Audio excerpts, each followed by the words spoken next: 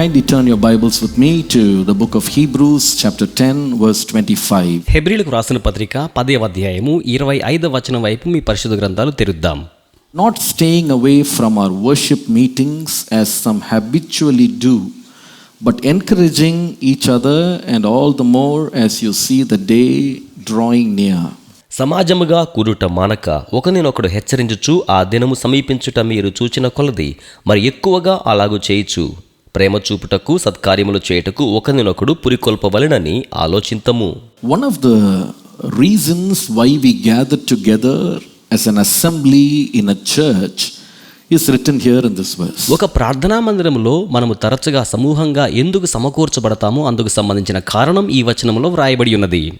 It says one of the reasons we gather together is to encourage each other more and more as the day of the coming of the Lord Jesus Christ is drawing near. ప్రభువైన యేసుక్రీస్తు వారి యొక్క రాకడ దినము మనకు అతి సమీపంగా వచ్చుచూ ఉండగా మనము ఒకరిని ఒకరు ప్రోత్సహించుకొని ఆ విధంగా సిద్ధపరచబడి నిమిత్తమే ఇలాగున సమాజముగా కూడి వస్తూ ఉన్నాం. A church that has forgotten to declare the coming of the Lord Jesus Christ is not a church at all. యేసుక్రీస్తు ప్రభువు వారి రాకడను ప్రకటించుట మర్చిపోయిన సంఘము అసలు సంఘమే కాదు.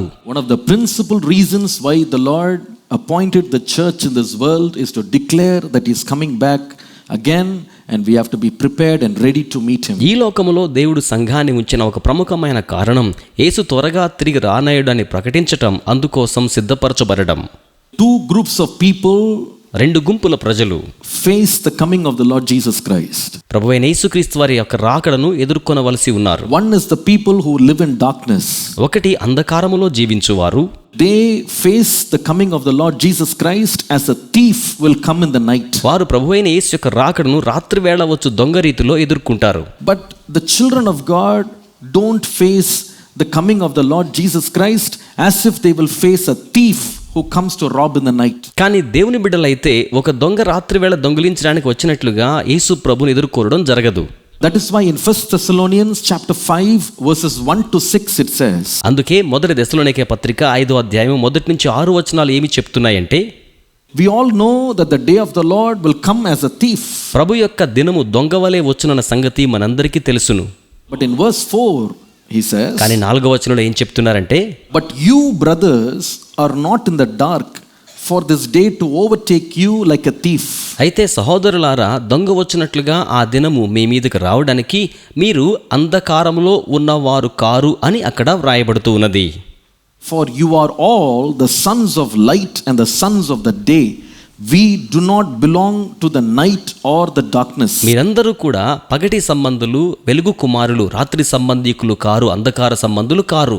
When the world will look at the coming of the Lord Jesus Christ with shock and terror, we the children of God don't have to face the coming of the Lord with shock and surprise, but instead we will be there waiting for him to come and take us with him. లోకమంతయు కూడా యేసు యొక్క రాకడను భయముతోనూ నిర్ఘాంతపోయే పరిస్థితుల్లోనూ ఆశ్చర్యపడుతూ ఎదుర్కొంటూ ఉండగా, దేవుని పిల్లలమైన మనమైతే వేచి ఉండి ఆయనను ఎదుర్కొననయ్యున్నాం.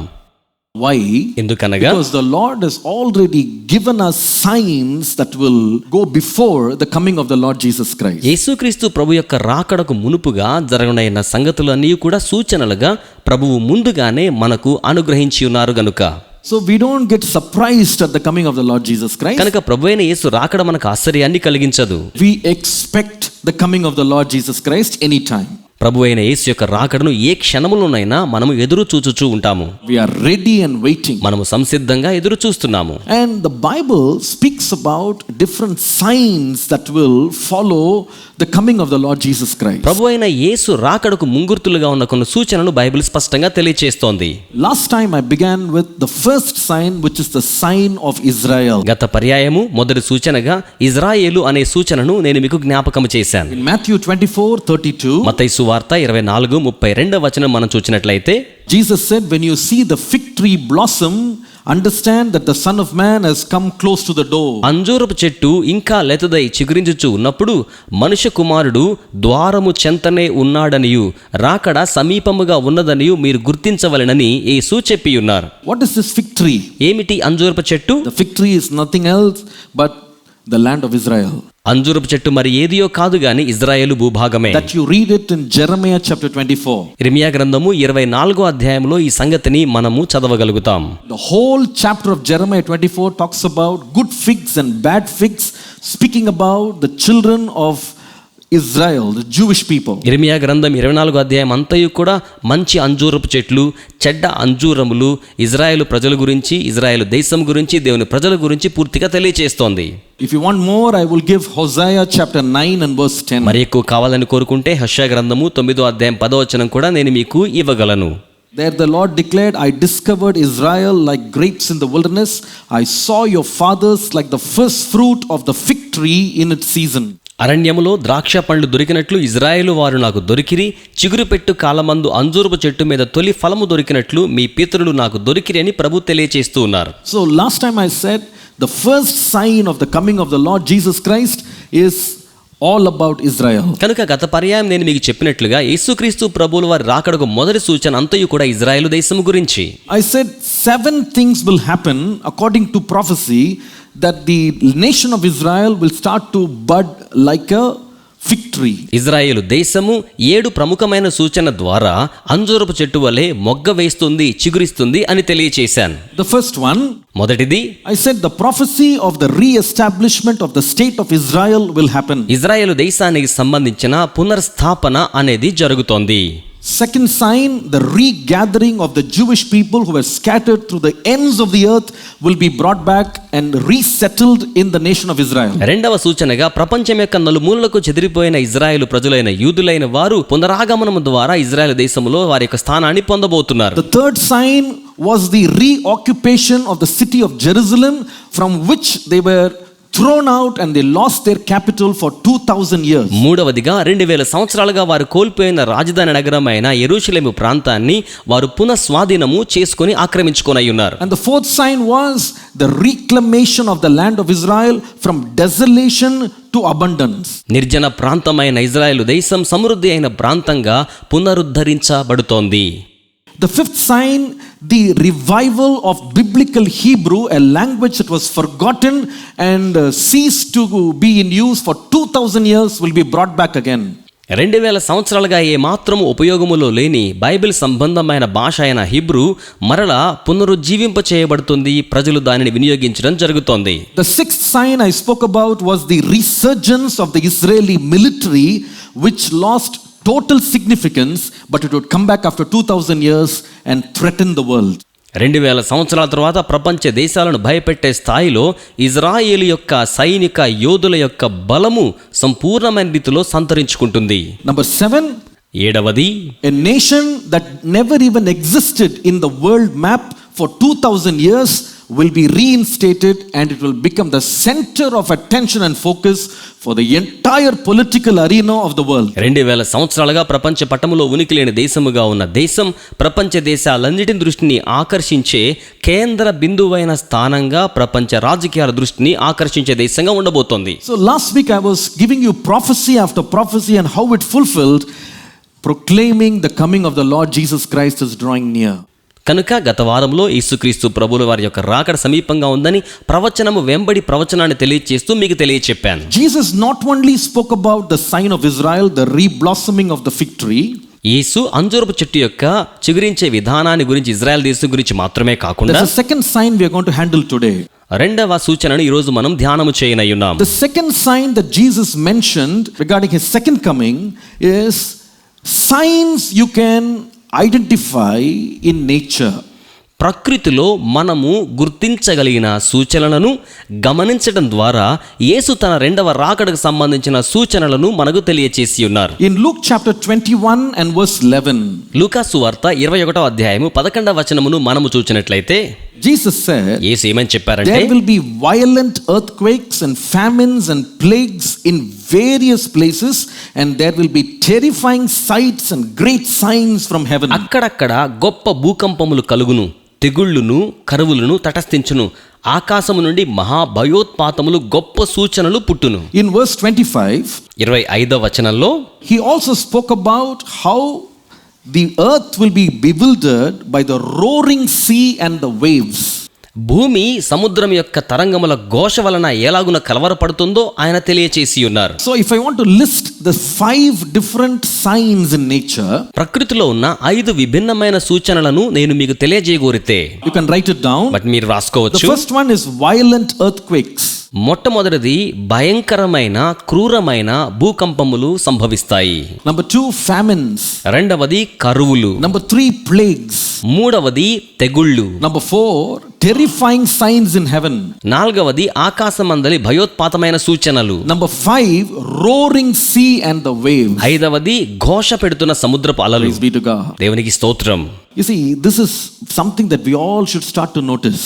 ఇవన్నీ కూడా మనలో ప్రతి ఒక్కరూ గమనించవలసిన సంగతులు అయ్యున్నాయి. In Psalm 19, David declared, 19వ కీర్తనలో దావీదు ఏమని ప్రకటించాడంటే, the heavens declare the glory of the Lord and the sky proclaims the work of his hands. ఆకాశములు దేవుని మహిమను వివరించుచున్నవి, అంతరిక్షము ఆయన చేతి పనిని ప్రచురపరచుచున్నది. The nature that God created not only proclaims the glory and the wonder of God, దేవుని చేత సృజించబడిన ప్రకృతి దేవుని యొక్క మహిమను ఆశ్చర్య కార్యములను ప్రచురించడం మాత్రమే కాకుండా, I want you to understand today that the same nature which declares the glory of God will also declare the return of the Creator to this world to rule it as a judge in the last days. సృష్టికర్త అయిన దేవుని యొక్క మహిమను మాత్రమే కాకుండా అంత్య దినాల్లో న్యాయాధిపతిగా ఆయన పరిపాలన చేయబోవడానికి రావడానికి సూచనలు కూడా తెలియచేస్తోంది. In verse 3 and 4 in the same psalm, అదే కీర్తనలో 3-4 వచనములు మనము గమనించినట్లయితే it's so beautiful. అద్భుతంగా వ్రాయబడింది. It says regarding nature, there is no speech, there are no words, their voice is not heard, their message has gone out to all the earth and their words to the end of the world. వాటికి భాష లేదు, మాటలు లేవు, వాటి స్వరము వినబడదు, వాటి కొలనూలు భూమి అందంతటా వ్యాపించి ఉన్నది, లోక దిగంతముల వరకు వాటి ప్రకటనలు బయలు వెళ్ళుచున్నవి. They cannot speak, అవి మాటలాడలేవు, they don't have words, వాటికి పదములు లేవు, but their voice and their message will reach to the ends of the earth. కానీ వాటి యొక్క స్వరము, అవి అందించే వర్తమానము భూ దిగంతముల వరకు చేరవేయబడుచున్నది. See, this is exactly what happened when Jesus came into this world 2000 years ago. గమనించండి, 2000 సంవత్సరాల క్రితం యేసు ఈ లోకానికి వచ్చినప్పుడు అక్షరాల ఇటువంటి చర్యయే జరిగి ఉన్నది. If you read Matthew chapter 2 and verse 2, మత్తయి సువార్త 2వ అధ్యాయం 2వ వచనం చదివినట్లయితే, the wise men came to the palace of Herod and told him, where is he who has been born the king of the Jews? For we saw his star in the east and we have come to worship him. యూదులకు రాజైన వాడు ఎక్కడ పుట్టి ఉన్నాడు, మేము ఆయన నక్షత్రమును ఆకాశములో చూచి ఇక్కడికి వచ్చామని జ్ఞానులైన వారు చెప్పారు. When Jesus came into this world first time as a savior, యేసు ఈ లోకానికి మొదటి పర్యాయము రక్షకునిగా వచ్చి ఉన్నప్పుడు, and there was a silent star that was burning in the sky for all to see, proclaiming that the savior is coming into this world. రక్షకుడు ఈ లోకములోకి వచ్చి ఉన్నాడనే సంగతిని మౌనముగా ఉండి ప్రకాశిస్తున్న ఒక తార సమాచారంగా అందించింది. But Jesus is going to come again, అయితే యేసు మరలా తిరిగి రానయ్యున్నారు. not as a savior, రక్షకునిగా కాదండి, but as a fiery judge. ఆయన అగ్ని వంటి న్యాయాధిపతిగా రానయ్యున్నాడు. Now there will be no silent stars, ఇప్పుడిక మౌనంగా ఉండే నక్షత్రాలు ఉండవు. but there will be a whole new arena of tremendous signs and terrifying happenings like earthquakes and this roaring of the sea, stars falling from heaven, and it will be so terrifying, proclaiming that the judge of all the earth is coming back. సకల భూలోకానికి సంబంధించిన న్యాయాధిపతి రానయ్యున్నాడనే సంగతిని, భయంకరమైన భూ ప్రకంపనలు, అలాగే ఆకాశము నుంచి నక్షత్రములు రాలే విధానము, సముద్ర ఘోషల తరంగముల వంటి విధానాలతో ప్రకటిస్తోంది. I tell you, these signs, no matter how much people try, they cannot cover up, they cannot camouflage. ఈ సూచనలను ఎంత మంది మూసివేయడానికి, కనబడకుండానికి ప్రయత్నం చేసినా అవి ఏమాత్రము దాచి ఉంచబడనేరవు. People can alter their clocks, they can manipulate the news, but they cannot do anything with what nature is shining and showing off in splendor for all to see. ప్రజలు వారి యొక్క పరిస్థితులలో సమయ విధానాల్ని మార్చుకోవచ్చును గాని ప్రకృతి తను తెలియచేస్తూ ఉన్న సంఘటనల సమాచారాన్ని ఎవరు కూడా మార్పు చేయలేరు. It will be in nature for all to see. ఎందుకంటే అందరూ చూచి నిమిత్తం ప్రకృతి ఆ సూచనలను తెలియచేస్తోంది. How will this happen? ఇది ఎలాగున జరుగుతోంది? Matthew 24:8. మత్తయి సువార్త 24వ అధ్యాయము 8వ వచనాన్ని మనం చూచినట్లయితే, In the HCSB version it goes like this. It says, all these events are the beginning of birth pain. ఈ సంఘటనలు అన్నీ కూడా ప్రసవ వేదన వంటి నొప్పులకు ఆరంభమని వ్రాయబడింది. In Tamil it is written, this is the beginning of pain. తమిళ్లో ఏమని వ్రాయబడిందంటే ఇది నొప్పులకు, వేదనకు ఆరంభమని. But English is much more clear. కానీ ఇంగ్లీష్లో చాలా స్పష్టంగా వ్రాయబడిన మాట ఏమిటంటే, What is that? ఏమిటది? It is not ordinary pain. ఇవి మామూలు నొప్పులు కాదు. It will be like birth pains a woman endures as she delivers a baby. ఒక స్త్రీ తన బిడ్డకు జన్మనిస్తున్నప్పుడు తను సహిస్తూ ఉన్న కాన్పు నొప్పులు, ప్రసవ వేదన వంటి నొప్పులవి. Now, regarding birth pains, there are two signs. ప్రసవ నొప్పులకు సంబంధించి 2 సూచనలు ఉంటాయి. Number 1, మొదటిది, the pain will be frequent తరచుగా నొప్పులు వస్తుంటాయి. and the pain will become fierce as the delivery nears. ఈ యొక్క బిడ్డ బయటకు వచ్చే సమయం ఆసన్నమయ్యే కొలది తరచుగా వస్తున్న నొప్పుల తీవ్రత పెరిగి ఆ నొప్పులు ఆగిపోకుండా అలాగునే కొనసాగించబడుతూ ఉండడం అనేది జరుగుతూ ఉంటుంది. That is a sign to say the baby is going to be delivered. ఈ సూచనను బట్టి మనం చెప్పవచ్చు, ఇక బిడ్డ ప్రసవం అవుతున్నాడు, ఇక జననం అనే ప్రక్రియ జరుగుతోందని గుర్తించవచ్చు. In the same way, అదే రీతిగా Jesus said, just like a woman will endure birth pangs frequently and more fiercely as it draws close, during the coming of the Lord Jesus Christ, the pain that will be exhibited by nature will become more frequent and become more fierce day by day. స్త్రీ ఏ విధంగా తరచుగా పడుతున్న కాన్పు నొప్పులు బిడ్డ జనన సమయానికి ఇంకా పెరుగుతూ ఉంటాయో, ప్రకృతి కూడా క్రీస్తు రాకడ సమయం దగ్గర పడే కొంది తన యొక్క నొప్పులను, ఆవేదనను మరి ఎక్కువగా తరచుగా వ్యక్తం చేస్తోంది. This is not only just in the Bible, but today in world news and in research this has been proved. ఇది కేవలం బైబిల్ గ్రంథంలో మాత్రమే కాదు గాని లోకములో అలాగే పరిశోధన విధానాల్లో ఇది రుజువు చేయబడిన సత్యముగా ఉంటుంది. It has been proved that in the last 10 years, every year the increase of natural disasters has gone up by 7.5% every year. గడిచిన 10 సంవత్సరాలుగా ప్రతి సంవత్సరము కూడా ప్రకృతి వైపరీత్యాల సంఖ్య లేక మోతాదు 7.5% పెరుగుతూ ఉన్నట్లుగా గుర్తించడం జరిగింది. Every year 7% increase. ప్రతి సంవత్సరం కూడా 7% ఇది ఈ మోతాదు పెరుగుతూ ఉన్నది. Just a little data from Oxfam. Oxfam నుంచి చిన్న డేటా మనం సేకరించగలిగితే, in the year 1980 they found out 120 natural disasters. 1980 సంవత్సరంలో 120 ప్రకృతి వైపరీత్యాల చర్యలను వారు గుర్తించడం జరిగింది. But in the year 2006, కానీ 2006వ సంవత్సరంలో that increased to 240 a year. 241 సంవత్సరానికి ప్రకృతి వైపరీత్యాలు సంభవించినట్లుగా సంఖ్య పెరిగినట్లుగా గుర్తించారు. They say వారు ఏమంటారంటే, in the start of the 20th century, 20వ శతాబ్దం యొక్క ఆరంభములోనే about 8 million people died as a result of natural disasters alone. ప్రకృతి వైపరీత్యాల చర్యల వల్ల మాత్రమే దాదాపుగా 8 మిలియన్ల మంది ప్రజలు ప్రాణాలు పోగొన్నట్టుగా అంచనా వేశారు. And it is increasing. ఇది ఇంకను పెరుగుతూ ఉన్నది. I think it is very evident in our news today. ఈ రోజున మన వార్తల్లో కూడా అది చాలా రుజువు చేయబడుతూ మనకు తెలియచేయబడుతుంది. Cyclones, typhoons, earthquakes, forest fire used to be once in a while incident. సహజంగా ఈ యొక్క తుఫానులు, భయంకరమైన తుఫానులు, అడవికి నిప్పంటుకోవడం, ఇటువంటి చర్యలన్నీ కూడా ఎప్పుడో ఒకసారి అన్నట్టుగా జరుగుతూ ఉండేవి. But now very often you are able to see that as a common news almost every week. కానీ ఇప్పుడైతే ప్రతి వారం దినాల్లో సహజసిద్ధమైన వార్తలుగా ఇటువంటి వార్తలు ఏదో ఒక చోట మనం వింటూనే ఉంటున్నాం. And the Lord Jesus Christ was very clear and specific regarding the incidents that are happening today. ఈ రోజున జరుగుతున్న ప్రతి చర్యల పట్ల ప్రభువైన యేసుక్రీస్తు వారు చాలా స్పష్టమైన సూచన మనకు తెలియచేసి ఉన్నారు. Everyone listen to me. ప్రతి ఒక్కరూ శ్రద్ధగా వినండి. This is no ordinary thing that is happening around us. మన చుట్టూ జరుగుతున్న కార్యాలు సర్వసామాన్యమైనవైతే కావండి.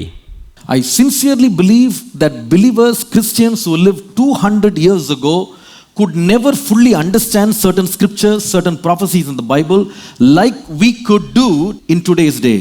ఈనాటి కాలపు మనము కొన్ని లేఖనాలను ఎంత స్పష్టంగా రుజువులతో సహా అర్థం చేసుకోగలుగుతూ ఉన్నాము, 200 సంవత్సరాల క్రితం ఉన్న క్రైస్తవ సంఘ విశ్వాసుల లేఖనాలను అర్థం చేసుకోలేకపోయారేమో. I will give you one example. నేను ఒక ఉదాహరణ మీకు తెలియచేస్తాను. Turn with me to Luke chapter 21. నాతో కలిసి లూకా సువార్త 21వ అధ్యాయంలోనికి రండి. And in verse 26. 26వ వచనాన్ని చూసినట్లయితే There Jesus talks about how signs will be in the heavens and how the waves and all will roar. అక్కడ యేసు ఆకాశమండల సూచనలు, అలలు ఎలా ఉంటాయో తెలియచేశారు. But in verse 26 he said, 26వ వచనంలో ఏమన్నారంటే, he said, people will faint from fear and expectation of the things that are coming on the world because the celestial powers will be shaken.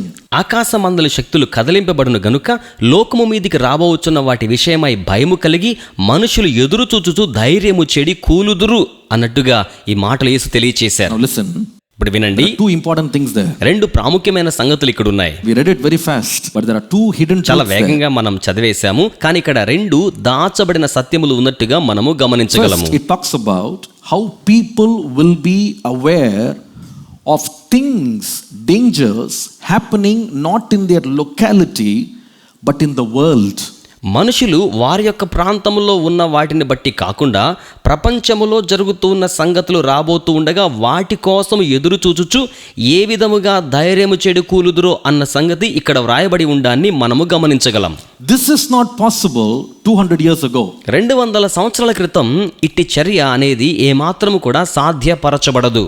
200 years ago news was very local. 200 సంవత్సరాల క్రితము వార్తలు ఎప్పుడు కూడా స్థానిక వార్తలే ఉండేవి. Why?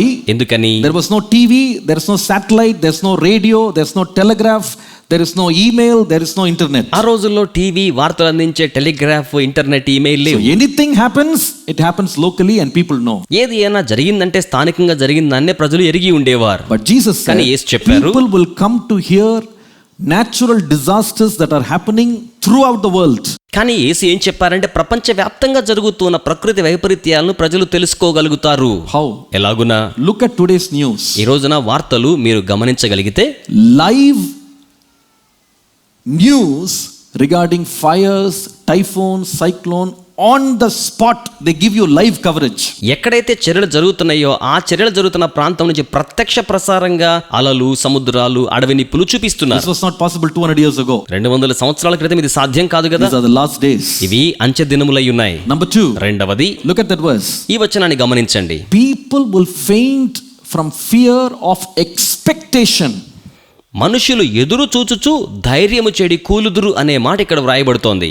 This is real in today's time. ఈ రోజుల్లో ఇది నిజంగా సంభవిస్తున్న చర్యగా మనం చెప్పుకోవచ్చు. How? ఎలాగున సాధ్యం? 200 years ago, 200 సంవత్సరాల క్రితం people were aware of an incident only after it landed, after it happened. ప్రజలు ఏదైనా ఒక సంగతిని తెలుసుకున్నారంటే ఆ సంగతి జరిగిన తరువాత మాత్రమే దాని గురించి తెలుసుకునేవారు. But today, కానీ ఈ రోజునైతే you are able to see weather forecast even before you experience it. మీరు వాతావరణానికి సంబంధించిన ప్రభావాన్ని అనుభూతి చెందక ముందే వాతావరణ వివరాలు ముందుగా తెలియచేయబడుతున్నాయి. Fan Puel, cyclone is going to land here. ఇదిగో పలానా తుఫాన్ ఇక్కడ రాబోతోంది. Be ready. This is the pathway of the storm. They make people expect things even before it happens. అవి జరగక మునిపే ఎట్టి చర్యలు జరగబోతున్నాయో అనే సంగతిని ప్రజలకు వారు ముందుగా తగిన విధానాలతో కూడా తెలియచేస్తూ ఉంటే ప్రజలు ఎదురు చూస్తున్నారు. And people live in fear just by hearing the news and watching images captured from satellites, which was not available 200 years ago. 200 సంవత్సరాల క్రితం మనకు అందుబాటులో లేదు, కానీ ఇప్పుడైతే రాబోతున్న ఉపద్రవానికి సంబంధించిన శాటిలైట్ ఉపగ్రహ చిత్రాలు చూచి ప్రజలు భయంతో ఎదురు చూస్తూ జీవిస్తూ ఉన్నారు. The prophecies of Jesus are much more real and applicable in the 21st century. 21వ శతాబ్దంలో యేసు యొక్క ప్రవచనాలు మరి ఎక్కువ వాస్తవికతను సంతరించుకుంటూ ఉన్నాయి. This morning I am going to handle not all the 5 but the first 3 of the terrible natural disasters Jesus said will happen very closely before his coming. యేసు యొక్క రాకడకు అత్యంత సమీపంగా ఉన్న దినాల్లో ముందుగా సంభవించబోయే 5 సంఘటనలు కాదు గాని 3 సంగతులను ఈ ఉదయకాలం నేను మీతో పంచుకోవాలని కోరుకొనుచూ ఉన్నాను. I want you to listen very carefully. చాలా శ్రద్ధగా మీరు వినాలని కోరుతున్నాను. The first thing Jesus said was, యేసు సెలవిచ్చిన మొదటి కార్యము ఏమిటి అనంటే, before he returns, close to his return, terrible and great earthquakes will happen. ఆయన తిరిగి రాకమునుపు ఆయన రాకడ సామీప్యంలో ఉండగానే అత్యంత భయంకరమైన భూకంపములు కలుగుతాయని తెలియచేశారు. Earthquakes of a nature the world has never seen before. భూమి మీద ఉన్న ప్రపంచవాసులు ఎప్పుడూ కూడా చూడనటువంటి గొప్ప భూకంపములు జరుగుతాయి. The Bible details or chronicles about 12 earthquakes in its Bible history. Bible చరిత్రలో 12 భూకంపముల యొక్క సంభవాల చరిత్రను మనము చూడగలుగుతాం. Some are directly inferred, some are indirectly inferred. కొన్ని నేరుగా సంబోధించబడి ఉన్నాయి, మరికొన్నేమో పరోక్షంగా మనకు సంభవించిన సంగతులు తెలుస్తున్నాయి. In fact, the first earthquake is the earthquake that happened on the 3rd day of creation, inferred. వాస్తవానికి మొదటి భూకంపం అనేది మనకు సమాచారం అందించబడక మునుపు సృష్టి యొక్క 3వ దినమున జరిగిన కార్యం. Many Bible scholars believe the land mass and the sea was divided by a huge earthquake that lifted the land mass out of the waters which covered the earth. చాలా మంది బైబిల్ పండితుల యొక్క అభిప్రాయం ప్రకారం సముద్ర జలముల చేత ఆవరించబడి ఉన్న భూనివాస భూభాగాన్ని పెద్ద భూకంపం రావడం ద్వారా భూభాగం పైకెత్తబడింది అని. The earth was covered in water. ఎందుకనగా భూమి నీళ్ల చేత ఆవరించబడి ఉన్నది. A huge earthquake brought the entire land mass up so there could be a basin created and oceans were formed. ఓ పెద్ద భూకంపం సంభవించడం ద్వారా ఆధార భూభాగం పైకి రాబట్టబడడం, తద్వారా సముద్రాల నీటి భూభాగం విభాగించబడడం అనే చర్యలు జరిగినట్టుగా బైబిల్ పండితులు భావిస్తూ ఉన్నారు. You read that inference very much in detail in Psalm 104 verse 5 to 9. 104వ కీర్తన 5 నుంచి 9 వచనాల వరకు ఈ చర్యకు సంబంధించిన వివరాలు సమూలాగ్రంగా మనం అక్కడ చదవగలుగుతాం. I don't have time to read it. You can read it at home. చదవడానికి సమయం లేదు, మీరు ఇంటి దగ్గర వాటిని చదువుకోవచ్చును. The second earthquake mentioned in the Bible is the earthquake that happened during the flood of Noah. రెండవదిగా బైబిల్లో సంభవించిన భూకంపం జలప్రళయం సమయంలో నోవహు దినాల్లో వచ్చిన భూకంపం. Genesis chapter 7 and verse 11. ఆదికాండము 7వ అధ్యాయము 11వ వచనాన్ని మనం చూస్తే, The sources of the watery depths were burst open and the floodgates of the sky burst open. ఆ విధంగా అగాధపు నీటి ఊటలు తెరవబడ్డాయి, అలాగే ఆకాశములో ఉన్న నీటి ఊటలు కూడా తెరవబడి ఉన్నాయి. Third earthquake, 3వ భూకంపం ఏమిటి అనంటే, the crossing of the Red Sea. ఎర్ర సముద్రము పాయలు చేయబడడం. We think the wind blew and the waters parted. మనం అనుకుంటాం కదా గాలి విసిరింది తద్వారా నీరు విభాగించబడింది అని. But if you read Psalm 77 verse 18, కానీ 77వ కీర్తన 18వ వచనాన్ని మనము గనక చదివినట్లయితే, David says, before the waters parted, the earth shook and quaked and gave way for the waters. దావీదు సెలవిస్తూ ఉన్నాడు కదా, నీరు విభాగింపబడక మునుపు భూమి కంపించటం ద్వారా ఆ విధంగా నీరు 2 వైపులా విభాగింపబడి ప్రజలు ప్రయాణం చేయడానికి మార్గం సరళమైనది అని. Fourth earthquake, 4వ భూకంపం ఏమిటంటే, Exodus 19 verse 18. నిర్గమకాండము 19వ అధ్యాయము 18వ వచనం. When Moses went up to Sinai to receive the commandments from God, మోషే దేవుని యొద్ద నుంచి ఆజ్ఞల ఫలకాలు తీసుకోవడం కోసం సీనాయి కొండకు వెళ్ళినప్పుడు the whole mountain shook violently, the Bible says. అత్యంత భయంకరంగా ఆ కొండ భాగం అంతయు కూడా భూకంపంలా వచ్చింది. The fifth earthquake inferred in the Bible is the fall of the walls of Jericho which could never happen otherwise unless there was a violent earthquake that brought the stones tumbling down. ఐదవదిగా మర్మయుక్తంగా సంభవించిన భూకంపం, ఎరికో గోడలు గనుక ఏదైనా ప్రచండమైన భూకంపం జరిగి ఉండకపోతే అంత పెద్ద బండరాళ్ల గోడలుగా ఉన్న ఎరికో కోట గోడలు రాళ్లు దొర్లి వచ్చి కూలిపోవడం సంభవించదు. Number 6. ఆరవది Numbers 16 verses 31 to 33. సంఖ్యాకాండము 16 31 నుండి 33 వచనాల వరకు. It says the earth split open against the sons of Korah, swallowed them up, closed again. అక్కడ వ్రాయబడింది, భూమి నెరవిడిచి కోరహు కుమారులను అలాగున మృంగివేసిన తరువాత మరలా భూమి మూసుకొని ఉన్నట్లుగా మనం చూస్తాం. Earthquake number 7 in the Bible. బైబిల్లో 7వ భూకంపం. In 1 Samuel chapter 14 and verse 15. మొదటి సమూయేలు 14వ అధ్యాయము 15వ వచనం. There was a massive earthquake that shook the earth when Jonathan went to fight against the Philistines. యోనాతాను ఫిలిస్తీయులకు విరోధముగా పోరాడడానికి వెళ్ళినప్పుడు భయంకరమైన భూకంపం సంభవించినట్లుగా అక్కడ మనము చూడగలుగుతాం. 8th earthquake. 8వ భూకంపం.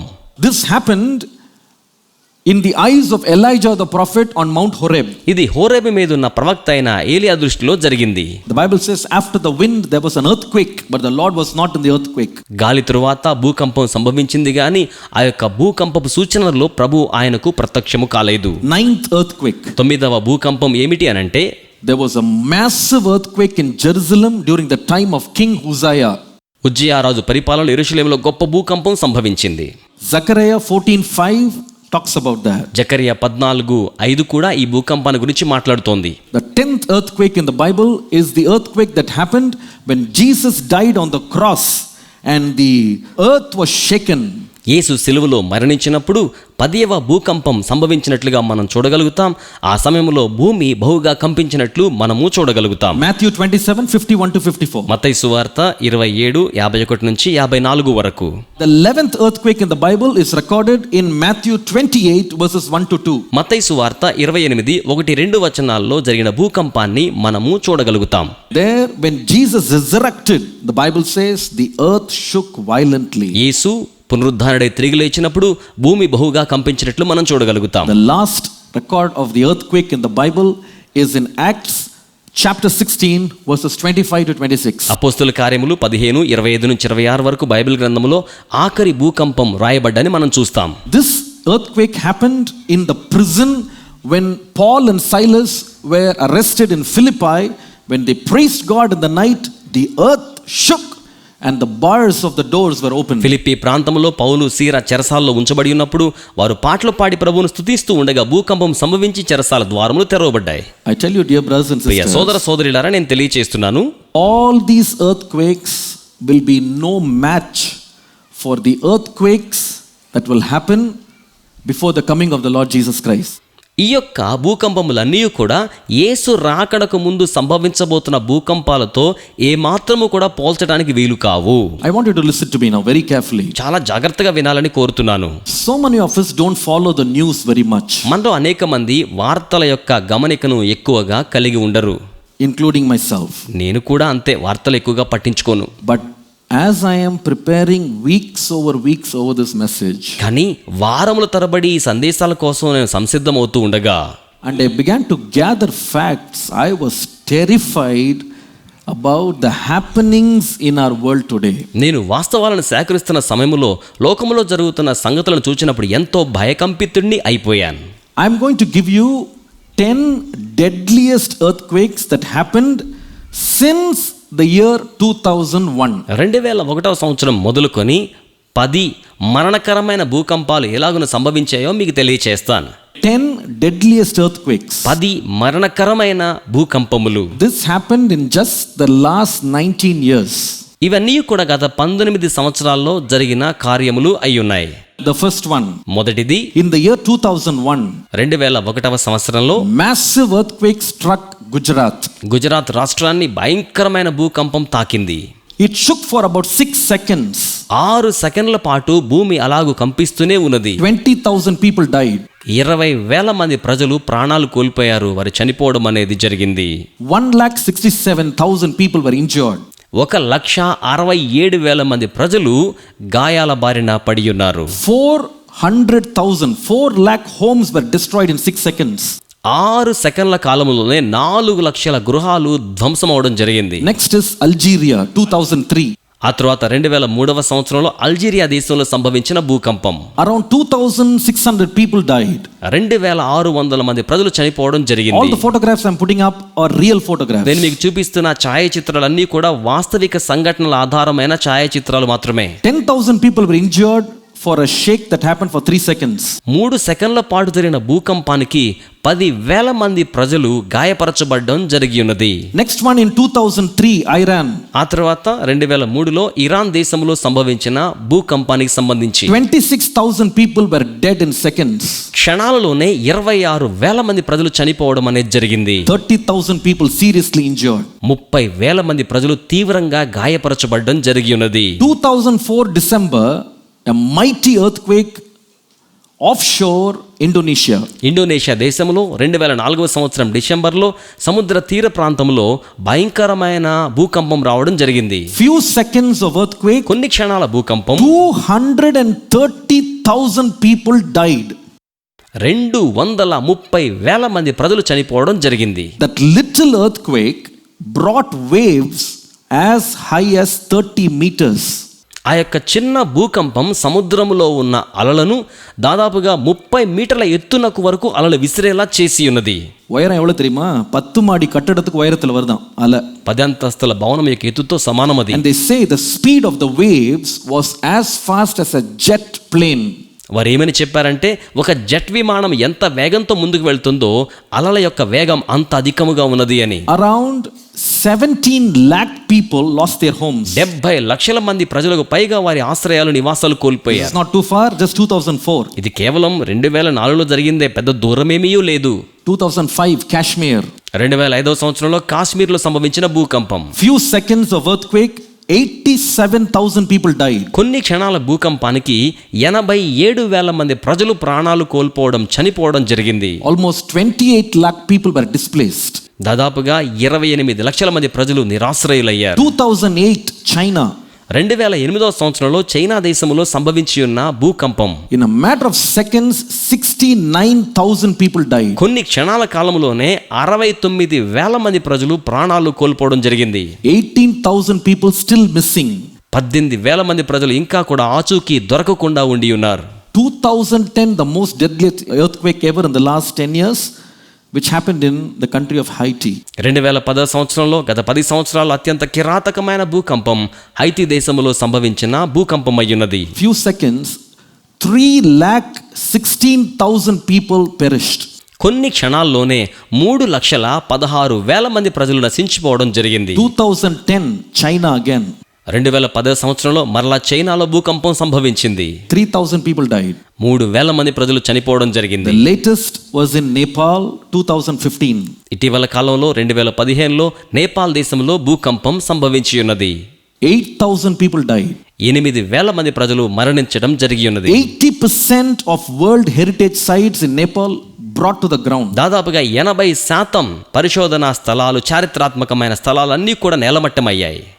In just these 19 years of the century, almost 15 lakh people lost their lives just by earthquakes. కేవలం గత 19 సంవత్సరాల కాలంలోనే 15 లక్షల మంది ప్రజలు కేవలం భూకంపాల ద్వారానే ప్రాణాలు కోల్పోవడం జరిగింది. Terrible, is it not? ఇది ఎంత భయంకరంగా ఉన్నదో కదా. They say these earthquakes will be terrible than the previous century. వారు ఏమంటారంటే ఇక రాబోతున్న భూకంపాలు గతంలో ఉన్న భూకంపాల యొక్క తీవ్రత కంటే మరి భయంకరమైన భూకంపాలను తెలియచేస్తున్నారు. Scientists are telling us, శాస్త్రవేత్తలు చెప్తున్నారు, 21st century there will be earthquakes so terrible that around 3 million minimum will die. రాబోతున్న దినాల్లో సంభవించబోతున్న భూకంపాలు ఎంత తీవ్రంగా ఉండబోతున్నాయంటే కనీసం 3 మిలియన్ల మంది చనిపోబోయే భూకంపాలుగా ఉండబోతున్నాయి. That is double than the last century. అంటే గత శతాబ్దం కంటే రెట్టింపు సంఖ్యలో మరణాలు సంభవించబోయే భూకంపాలు రాబోతూ ఉన్నాయని చెప్తున్నారు. I want to show you a small video clip. I just want you to see what an earthquake will look like. ఒక భూకంపం అనేది ఎలా ఉండబోతుందో చిన్న వీడియో క్లిప్ని మీకు ముందుంచాలని కోరుతున్నాను. Because many of us have not endured or gone through an earthquake. ఎందుకంటే మీలో చాలా మంది భూకంపం యొక్క బాధను అనుభవించిన వారు, చూచిన వారు ఉండి ఉండరు. This is an earthquake fairly small in number that happened in Nepal recently. ఇటీవల కాలంలో నేపాల్లో జరిగిన అతి తక్కువ సంఖ్యలో జనులు చనిపోయిన భూకంపం. Let's watch that. గమనించండి ఈ యొక్క వీడియోను. இதில் போட்டது ஒரு கிராஃபிக்ஸ், எப்படி அந்த பூமிக்கு அடியில் அந்த பிளேட் நகர்ந்துச்சுன்னு சொல்லி. அவ்வளோதான் அங்கே நிலநடுக்கம். அதில் முடிவை பாருங்க.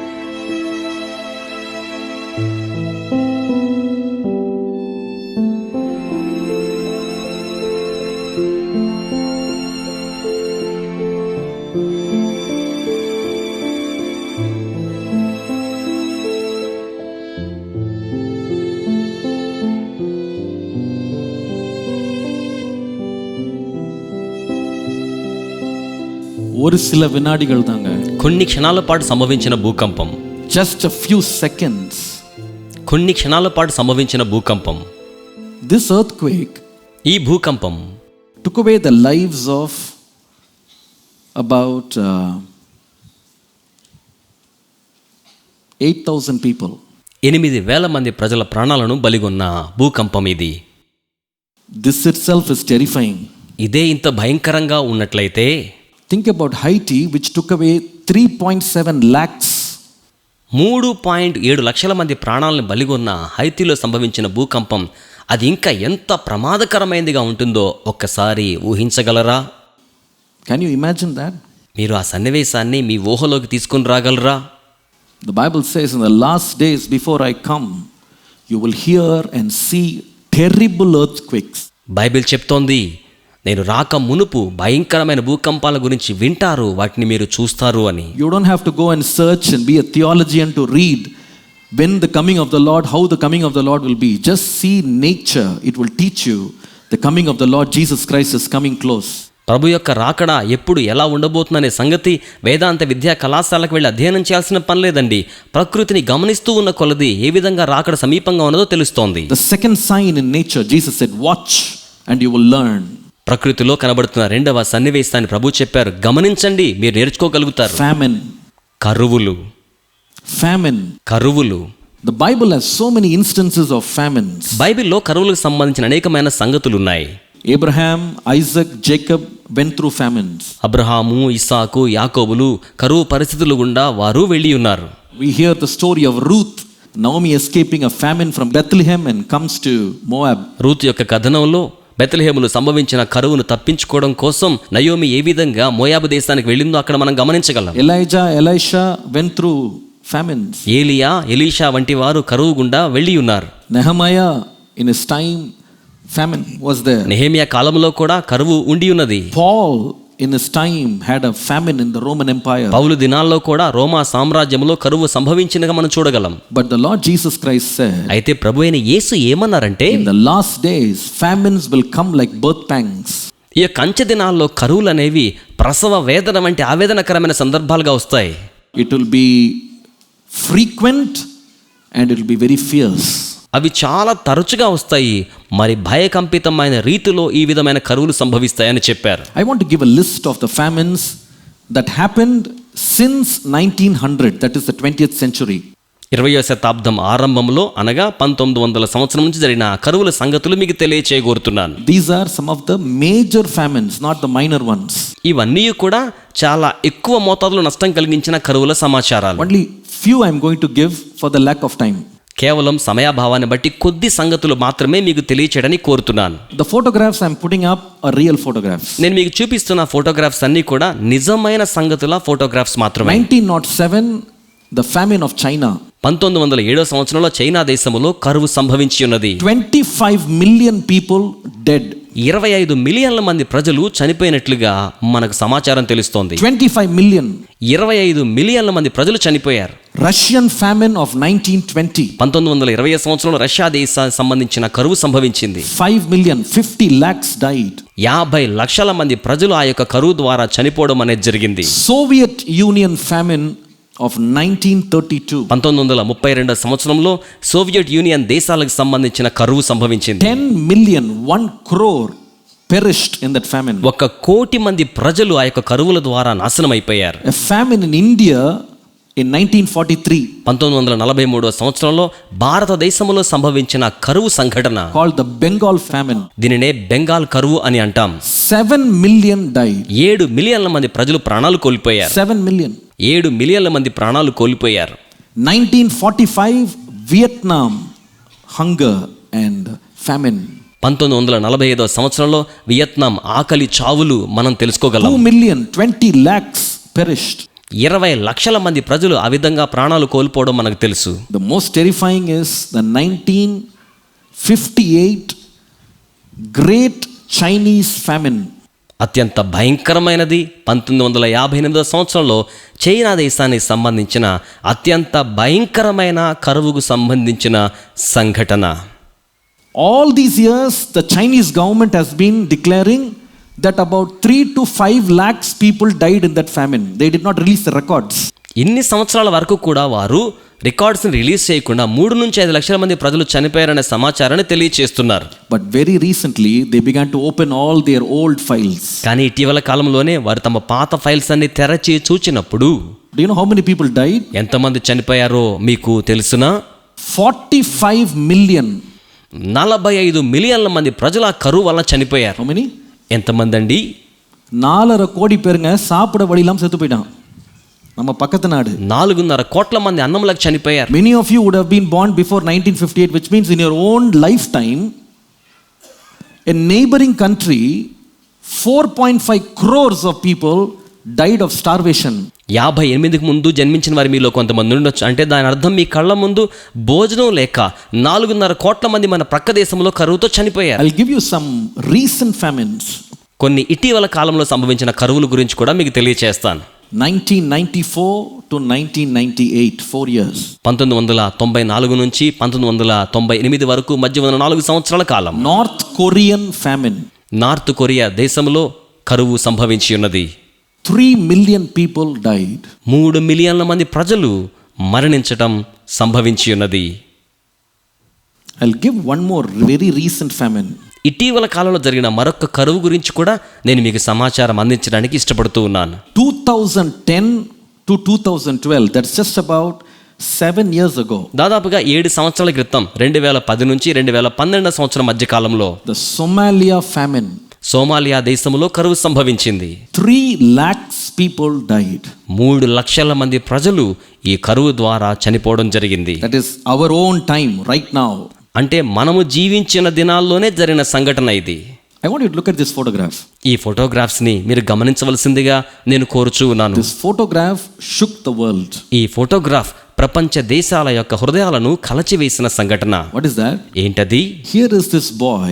ఇక్కడ ఈ బాబు ఉన్నారు కదా, He does not have food to eat. అతనికి తినడానికి భోజనం ఏమీ లేదు. Dead bodies everywhere. ఎక్కడ చూచినా మృతదేహాలే కనబడుతూ ఉన్నాయి. He goes to the field and eats grass. అతడు పొలాలకు వెళ్ళి అక్కడ ఉన్న గడ్డిని తింటూ ఉన్న సన్నివేశాన్ని మనము గమనించగలుగుతాం. And he is about to die. అతను కూడా చనిపోబోతూ ఉన్నాడు. And behind him is a vulture waiting to eat him when he dies. అతని వెనకాలే రాబందు ఎదురు చూస్తుంది. ఇతడు చనిపోతే వెంటనే ఇతను తినివేయడం కోసం ఆ రాబందు ఎదురు చూస్తుంది. This is 7 years ago. ఇది 7 సంవత్సరాల క్రితం అక్షరాల జరిగిన సంఘటనకు సంబంధించిన ఛాయాచిత్రమై ఉన్నది. The signs of the coming of the Lord Jesus Christ can be seen just outside our door. ప్రభువైన యేసుక్రీస్తు వారి యొక్క రాకడకు సంబంధించిన సూచనలు మన ద్వారం గుమ్మము దాటి వెళ్తే బయట మన ఎదురుగా కళ్ళ ముందు జరుగుతున్న సన్నివేశాలుగా మనం చూడగలుగుతాం. Stockholm International Water Institute has stated like this. Stockholm international water institute ఈ విధంగా మనకు సమాచారాన్ని తెలియజేస్తోంది. They say every day 900 million people go to bed without food. వారు ఏమంటున్నారంటే ప్రతి రాత్రి కూడా 900 మిలియన్ల మంది భోజనం లేకుండా నిద్రపోవాల్సిన పరిస్థితిలో ఉంటున్నారు అని. That is today. అది ఈ రోజున ఉన్న పరిస్థితి. They say in today present 2 billion children are malnourished. వారు ఏమంటున్నారంటే ఈ రోజుకి 2 బిలియన్ల మంది పిల్లలకు పోషకాహార లోపం అనేది ఉన్నది అని తెలియచేస్తూ ఉన్నారు. They say in today's world hunger kills more people than AIDS, malaria, tuberculosis combined. వారు ఏం చెప్తున్నారంటే ఎయిడ్స్, మలేరియా, టీబీ ఈ 3 వ్యాధుల ద్వారా చనిపోయే ప్రజల సంఖ్య కంటే అన్నం లేక ఆకలితో చనిపోయే వారి సంఖ్య ఎక్కువ ఉన్నది అని. That is close to 5 million children a year. అంటే దాని అర్థం ప్రతి సంవత్సరానికి 5 మిలియన్ల మంది పసిపిల్లలు అని అర్థం. Without food. భోజనం లేకుండా చనిపోవాల్సిన పరిస్థితి వారికి వస్తోంది. A recent study says ఇటీవల అధ్యయనాలు ఏం తెలియజేస్తున్నాయంటే the wars of the past were about oil, diamonds, wealth, treasures. గత కాలంలో ఉన్న యుద్ధాలన్నీ కూడా చమురు నిల్వల కోసం, వజ్రాల కోసం, నిధుల కోసం, ఆస్తుల కోసం లేక సంపదకు సంబంధించిన వాటి కోసం జరుగుతూ వచ్చాయి. But they say the wars of the future will not be about oil, but the war of the future will be about water. కానీ భవిష్యత్తు దినాల్లో జరగబోయే యుద్ధాలు ఏమైనా ఉండుంటే అవన్నీ కూడా చమురు నిల్వల కోసం అన్నట్టుగా కాదు కానీ నీటి నిల్వల కోసం అని చెప్తున్నారు. This is becoming real everywhere. ఇది ప్రతి చోట కూడా నిజమనే సంగతి మనము గమనించగలుగుతూ ఉన్నాం. Please don't think that water scarcity is a problem in Chennai, in few parts of India. It's a global problem. గమనించండి, నీటి కొరత అనేది చెన్నై నగరంలో కొన్ని ప్రాంతాల్లో, భారతదేశంలోని కొన్ని ప్రాంతాల్లో మాత్రమే కాదండి, ప్రపంచ వ్యాప్తంగా ఉనికి ఉన్న సమస్య. They say వారు ఏమని చెప్తున్నారంటే by the year 1990 1990వ సంవత్సరం కాలానికి around 50% of China's 50,000 rivers have disappeared. China దేశానికి సంబంధించిన 50% నదులు నీటి ప్రవాహాలు లేక దాదాపుగా కనుమరుగైపోయాయి అన్నట్టుగా వారు సమాచారాన్ని తెలియచేస్తూ ఉన్నారు. Our neighboring country Pakistan, మన పొరుగు దేశమైన పాకిస్తాన్ దేశంలో, a country that receives very less rain, చాలా తక్కువ వర్షం పడుతుంది. అక్కడ ఆ దేశానికి వర్షపాతం చాలా తక్కువ. there is a recommendation for that country to have an emergency water saving or emergency water reserve for 1000 days. That country has to have water for 1000 days as reserve. ఆ దేశానికి సంబంధించిన ఒక సూచన ఏమిటి అనంటే 1000 రోజులకు సరిపడా నీటి నిల్వల్ని అత్యవసర విషయాల కోసం ఆ దేశం దాచి ఉంచుకోవాలి అని సిఫారసు చేయబడుతోంది. Do you know how much Pakistan water has as an emergency? పాకిస్తాన్కి అత్యవసర నిల్వలుగా నీటి శాతం ఎంతవరకు అవసరమో తెలుసునా? Not for 1000 days. 1000 రోజుల వరకు కాదండి, They have for 30 days. 30 రోజులకు మాత్రమే ఉండి ఉన్నాయి. Reserve water 30 days.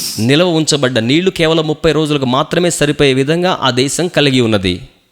Countries like Australia, especially Queensland, the tremendous drought that spread in the past few years, Most of the livestock has been slaughtered because they could not feed it, they could not give it water. Australia వంటి దేశాలు, ముఖ్యంగా Queensland వంటి దేశాలు తమ దగ్గర ఉన్న జంతుజాలానికి పోషణ ఇవ్వలేక, నీటిని సరఫరా చేయలేక వాటిని చంపేస్తున్నట్లుగా మనం చూస్తున్నాం. Jesus said, when you see this, you can understand these are the beginnings of sorrows.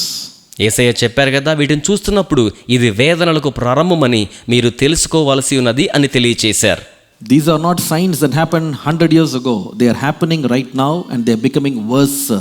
ఇవన్నీ 100 సంవత్సరాల క్రితం జరిగిన సూచనలు కాదు, అవి ఇప్పుడు జరుగుతూ ఉన్నాయి. ఇంకా నువ్వు క్షీణదశకు వచ్చేస్తున్నాయి. It's becoming worse. ఇంకా నువ్వు క్షీణ స్థితికి ఆ సంగతులు జరుగుతూ ఉన్నాయి. The last sign that Jesus said, యేసు చెప్పిన ఆఖరి సూచన ఏమిటి అనంటే, Luke 21:11, Jesus said, there will be pestilences in various places. వివిధ ప్రాంతాలలో తెగుళ్ళు సంభవిస్తాయని లూకాసు వార్త 21:11 యేసు తెలియచేసి ఉన్నారు. Pestilence is like a contagious disease that spreads out of control, killing masses and masses and masses. తెగులు అనగా అంటువ్యాధిగా ఒక ప్రాంతం నుంచి మరొక ప్రాంతానికి వ్యాపించి గొప్ప సంఖ్యలో ప్రజల మరణానికి కారణమవుతోంది. In today's world it is real.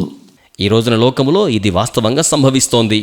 In spite of all the medical advances, old and new plagues and diseases are tormenting humankind. వైద్యం ఎంతో పరిణతి చెందినప్పటికీ పాతకాలపు క్రొత్త రోగాలన్నీ కూడా మానవ జాతిని ఎంతగానో ఇబ్బంది పెడుతున్నాయి, చావునకు గురి చేస్తున్నాయి.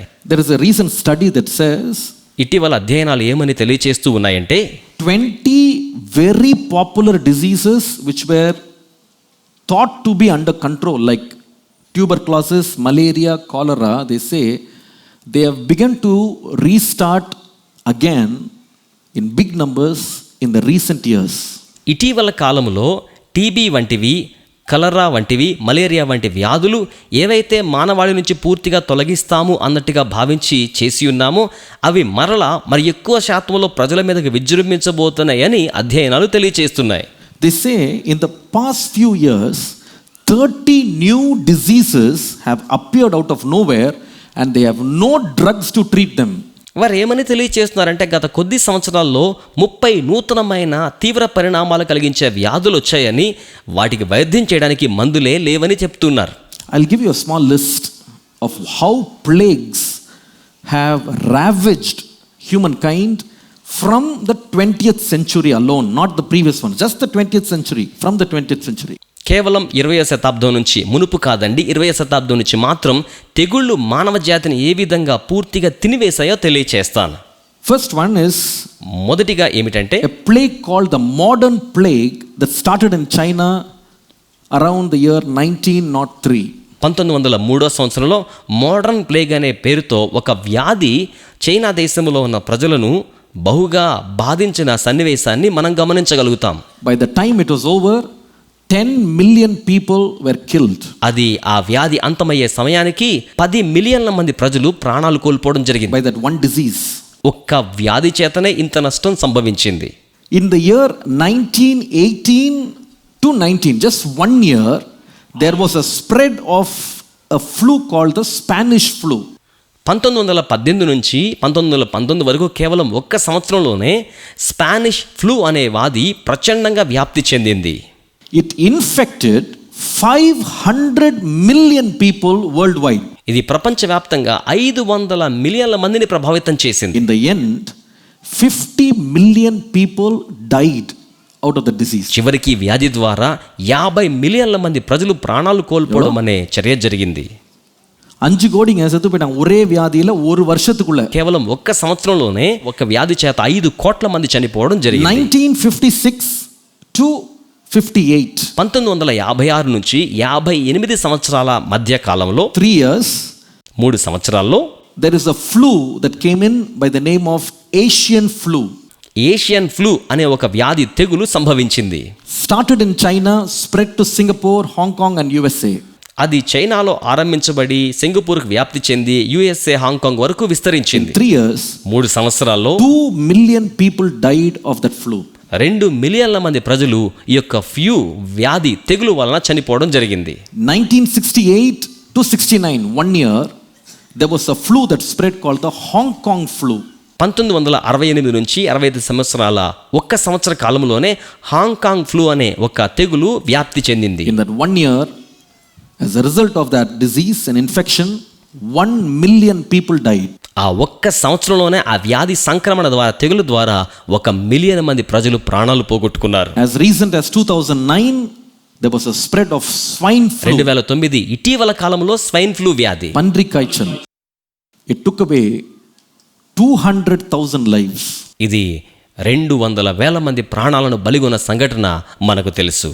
As recent as 2014, 2014 సంవత్సరాన్ని ఇటీవల కాలాన్ని మనం గమనించగలిగితే, in West Africa there was a pestilence that moved in called the Ebola virus. పడమర ఆఫ్రికా దేశాల్లో ఈబోలా వైరస్ అనే ఒక తెగులు వ్యాప్తి చెందడం జరిగింది. 11,000 people died. 11,000 మంది ప్రజలు మరణించడం ఆ దేశాల్లో సంభవించింది. This is not the distant history. It's all very close to where we live today. ఇది దూరంగా ఇప్పుడు జరిగింది కాదు, మనం జీవిస్తున్న దినాలకు అత్యంత సమీపంలో జరిగిన కార్యములు అయి ఉన్నాయి. We must all have heard about the infection or the plague called the smallpox. మనమందరం కూడా స్మాల్ పాక్స్ అనే ఈ వ్యాధి గురించి వినే ఉంటాం కదా. Do you know, in 1977, the World Health Organization declared that they've eradicated the disease. మీకు తెలుసా, 1977 సంవత్సరంలో ప్రపంచ ఆరోగ్య సంస్థ ఈ వ్యాధిని పూర్తిగా తొలగించి వేశామనే ప్రకటన చేసుకుంది. But before they eradicated it, or so they claim, 500 million people were dead with the disease. వారు ఆ వ్యాధిని తొలగించి వేశామని ఆ రీతిగా చెప్పుకునే ముందుగా 500 మిలియన్ల మంది ప్రజలు ఆ వ్యాధితో చనిపోయారు. Yellow fever. అలాగే yellow fever. They say till today around 200,000 cases are reported new every year. ప్రతి సంవత్సరము కూడా 200,000 నూతనమైన ఇట్టి జ్వర బాధితుల యొక్క కేసులు రికార్డ్ అవుతున్నట్టుగా వారు చెప్తున్నారు. Newly, pudusa. నూతనంగా వస్తున్నాయని చెప్తున్నారు. And they say every year just this one fever is killing 30,000 people per year. వారు చెప్తున్నారు ఈ జ్వరం అనేది ఒక్క సంవత్సరంలో 30,000 మందికి పైగా ప్రాణాలు బలిగొంటుందని. Now we all know about tuberculosis, TB. మనందరికి కూడా క్షయవ్యాధి, టీబీ గురించి తెలుసు కదా. We don't take it very seriously. దీన్ని మనం చాలా సీరియస్గా ఏమీ అనుకోము కానీ, but in history they say there is not a greater killer of human beings than TB in world history. ప్రపంచ చరిత్రలో మనం చూసినట్లయితే ప్రపంచ దేశాల్లో అధిక శాతం ప్రజలను బలిగొన్న అత్యంత కిరాతకమైన వ్యాధిగా చరిత్రలో టీబీకి గుర్తింపు ఉంది. They say in the past 200 years, గత 200 సంవత్సరాలలో 1 billion people were dead of TB. 1 billion మంది ప్రజలు క్షయ వ్యాధి చేత మరణించినట్లుగా చరిత్ర చెప్తోంది. எவ்வளவு பேரு? ఎంతమంది? 100 கோடிங்க. அதாவது நம்முடைய இந்திய மொத்த பாப்புலேஷன் 130 கோடி. 100 కోట్ల మంది. ஒரு நாடே, பெரிய நாடு மொத்தமா அழிஞ்சு அப்படி இருக்குன்னு யோசித்து பாருங்க. உலகம் முழுவதும் 200 வருஷத்துல 100 கோடி பேர் టీబీல செத்து போயிட்டானா. టీబీ వ్యాధి చేత 100 కోట్ల మంది చనిపోయారంటే భారతదేశానికి ఉన్న 130 కోట్ల మందిలో 100 కోట్లని ఊహించండి. World health organization is telling us, ప్రపంచ ఆరోగ్య సంస్థ ఏమని చెప్తోంది అంటే every single second somebody is getting infected in the world of TB. ప్రపంచంలో ప్రతి క్షణము కూడా ఒక వ్యక్తి టీబీ బారిన పడుతున్నట్టుగా సంస్థ లెక్కలు వేస్తోంది. As recent as 2012, 2012 సంవత్సరం ఇటీవల కాలంలోనే about 1.3 million people died of TB in 1 year. ఒక్క సంవత్సరంలో 1.3 మిలియన్ల మంది టీబీతో చనిపోవడం జరిగింది. 2012కుள்ள ఒరే వర్షం 2012లో మాత్రం 13 లక్షల పేరు సెత్తు పోయారు టీబీలో. 2012 ఒక సంవత్సరంలో 13 లక్షల మంది చనిపోయారు. And the big one is the AIDS. అంతకంటే పెద్దది ఎయిడ్స్ వ్యాధి. Until date about 40 million people have died. ఇప్పటి వరకు 40 మిలియన్ల మంది ప్రజలు చనిపోయారు. Now the recent one that is topping the charts is heart disease. ఇప్పటి కాలంలో మరి ఎక్కువగా పెరుగుతుంది గుండె జబ్బుల వంటి సమస్యలు. They say that is the world's biggest killer today. ఈనాటి ప్రపంచంలో అధిక శాతం ప్రజలు చావునకు లోను చేస్తోంది గుండె సంబంధ వ్యాధులు. Out of 10 deaths, every 3 people that die out of 10 die of heart disease. 10 మంది చనిపోతే 10లో 3 గుండె సంబంధం వ్యాధులతో చనిపోతున్నారు అని. Just in the year 2012, 2012 సంవత్సరంలో మాత్రమే 17.5 million people died of heart disease. 1,72,00,000 பேர் வந்து 2012ல இருதய நோயினால செத்து போனாங்களாம். 2012లో 1,75,00,000 మంది చనిపోయారు. See, we don't actually look into all these statistics and we think we are living in a beautiful world. గమనించండి, మనం ఈ లెక్కలన్నీ కూడా గమనించము, అందమైన లోకములో జీవిస్తున్నామనే అనుభూతిలో ఉంటాము. We think we are in a very comfortable space. చాలా సౌకర్యవంతమైన విధానంలో ఉన్నామని అనుకుంటాము. We think we are living in a very modern, technologically sound society. అధునాతనమైన సాంకేతిక పరిజ్ఞానం ఉన్న సమాజంలో జీవిస్తున్నామని మనం భావిస్తున్నాము. Jesus said in the last days terrors will come. యేసయ్య చెప్పారు, అంచె దినాల్లో భయంకరమైన సంగతులు జరగబోతున్నాయని. And what he said we see today. ఆయన ఏం చెప్పి ఉన్నారో దానిని ఈ రోజున మనము చూస్తూ ఉన్నాం. Some of these things that I showed you or shared with you, నేను మీతో పంచుకున్న ఈ సంగతులలో కొన్ని with a little understanding we think, how can this be possible?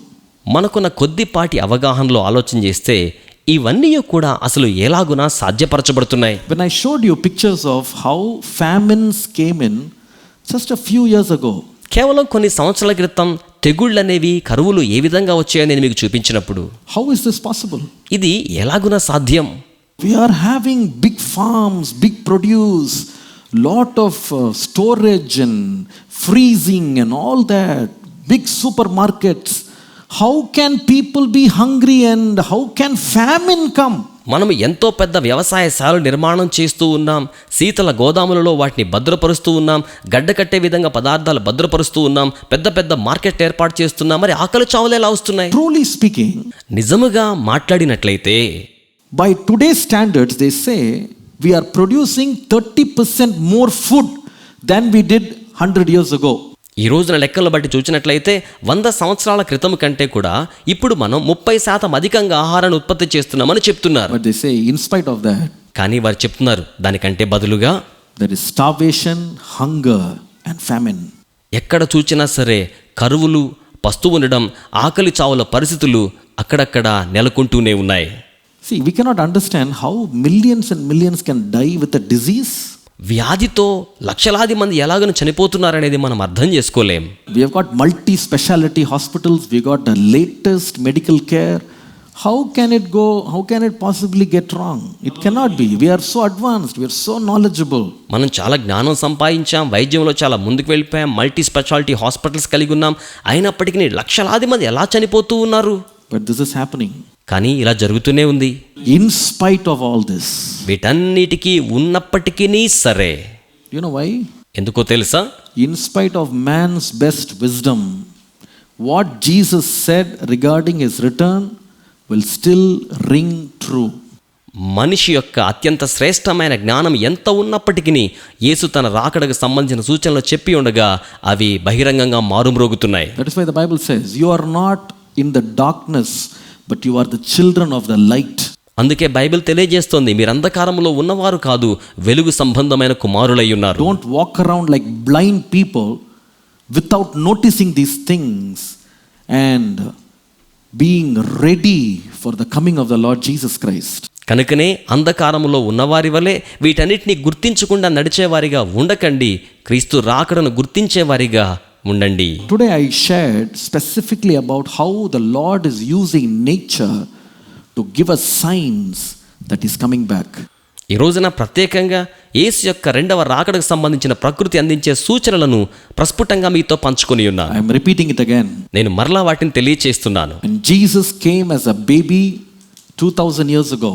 2000 సంవత్సరాల క్రితం యేసు పసి బాలునిగా ఈ లోకములోనికి వచ్చి ఉన్నప్పుడు there was a silent star in the sky.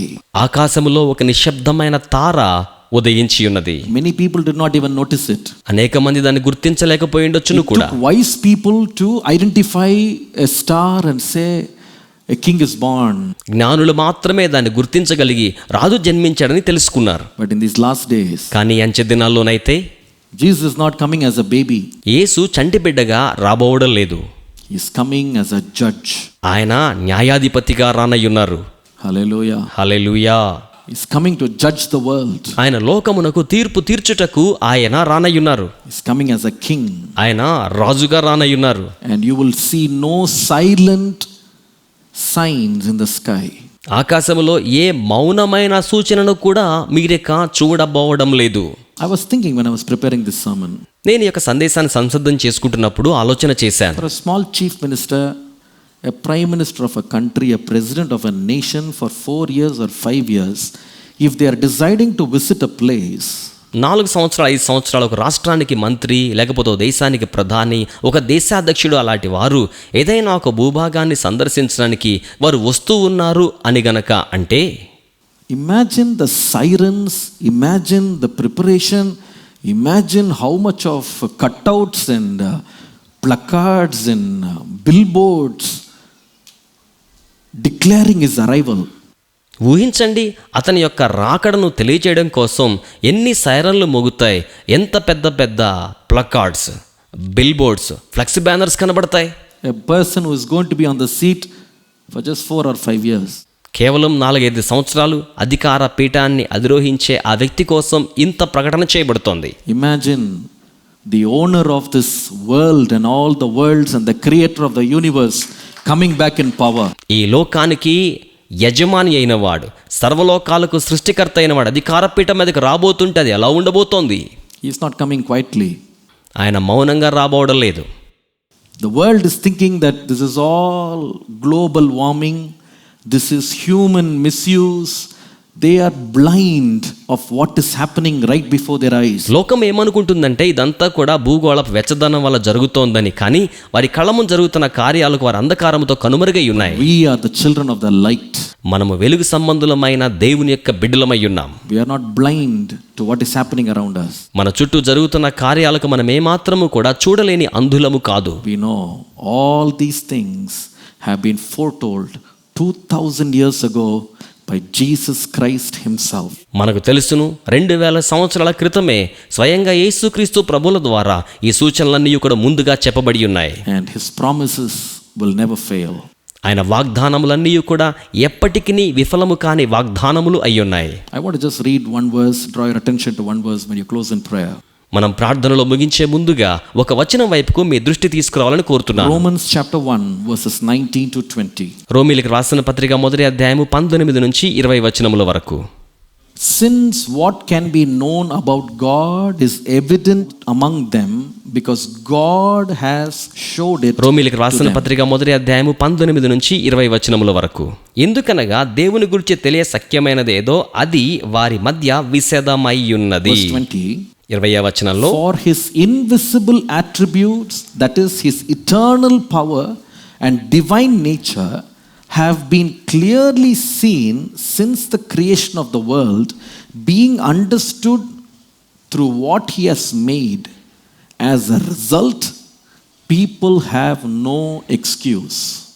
20వ వచనంలో, ఆయన అదృశ్య లక్షణములు అనగా ఆయన నిత్య శక్తియు దేవత్వమును జగదుత్పత్తి మొదలుకొని సృష్టింపబడిన వస్తువులను ఆలోచించడం వలన తేట పరచబడుచున్నవి గనుక వారు నిరుత్తరులై ఉన్నారు. I want to emphasize the last part. నేను ఆఖరి భాగాన్ని మరలా హెచ్చించాలని కోరుతున్నాను. As a result, తత్ఫలితంగా people are without excuse.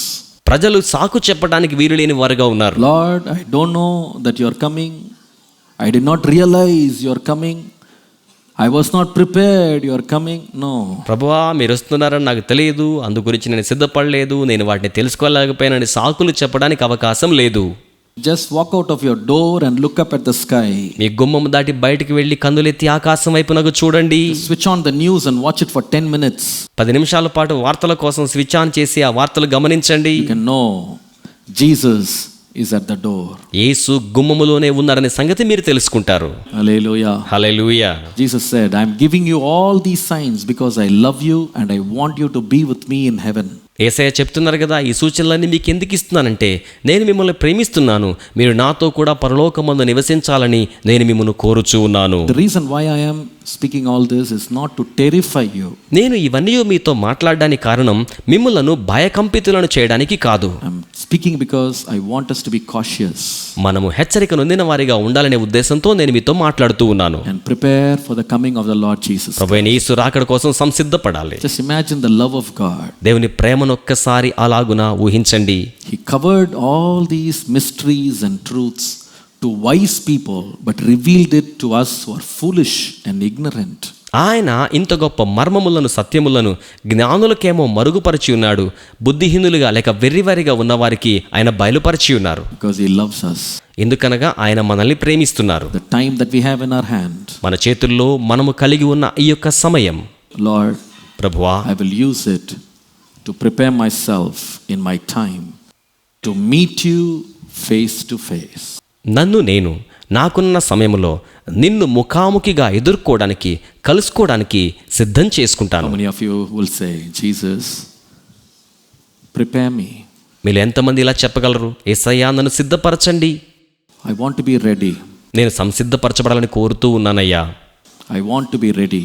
నేను సంసిద్ధపరచబడాలని కోరుతున్నాను. Purify me. నన్ను పవిత్రపరచండి. Prepare me. నన్ను సంసిద్ధపరచండి ప్రభువా. Make me ready. నన్ను సిద్ధం చేయండి ప్రభువా. Come, Lord Jesus. ప్రభువైన యేసు రమ్ము. Maranatha. మరణాతా. Come, Lord Jesus. ప్రభువైన యేసు రమ్ము. Close your eyes, my brothers and sisters. నా సోదర సోదరిలారా, కన్నులు మూసుకోనండి. ఎల్లరం ముళంగాలు పడిడువా. అందరూ కూడా మోకరించుదామా. All these signs right before our eyes. ఈ సూచనలన్నీ కూడా మన కళ్ళ ఎదురుగానే జరుగుతూ ఉన్నాయి. Lord, ప్రభువా, prepare me. నన్ను సంసిద్ధపరచండి. Prepare me. నన్ను సంసిద్ధపరచండి. Get me ready. నన్ను సిద్ధం చేయండి ప్రభువా. Young people, యవనస్తులారా, get ready. సంసిద్ధం కండి. Maybe it is one more opportunity in your life to prepare for the coming of the Lord Jesus Christ. ప్రభు రాకడ కోసం సంసిద్ధపరచబడ్డానికి మరి ఒక అవకాశాన్ని ఇప్పుడు దేవుడు మీకు అనుగ్రహించి ఉన్నారేమో. Lord, prepare me. ప్రభువా, నన్ను సిద్ధపరచండి. ప్రియమైన వారలారా, ఈ ఆరాధన మీకు ఆశీర్వాదంగా ఉండునని మేము విశ్వసించుచున్నాము. ఇంకను మీరు మా ఆరాధనలను వీక్షించ ఆశించినట్లయితే ACA ఆవడి అను మా యూట్యూబ్ ఛానల్ను సబ్స్క్రైబ్ చేయవలసినదిగా కోరుకుంటున్నాం. మరియు ఈ కార్యక్రమం ద్వారా మీరు పొందిన ఆశీర్వాదములను మాకు మీరు తెలియచేయండి. మీ యొక్క చిరునామాను, మీ ఫోన్ నంబర్ను మాకు పంపించవలసిన ఈమెయిల్ అడ్రస్ acaavadi@gmail.com. మీ యొక్క ప్రార్థనా అవసరతలకు మాకు తెలియచేయుటకు మీరు సంప్రదించవలసిన ఫోన్ నంబర్ 9320217774. మరి యొక్క నంబర్ 9382217774. ప్రభు మిమ్మల్ని ఆశీర్వదించునుగాక.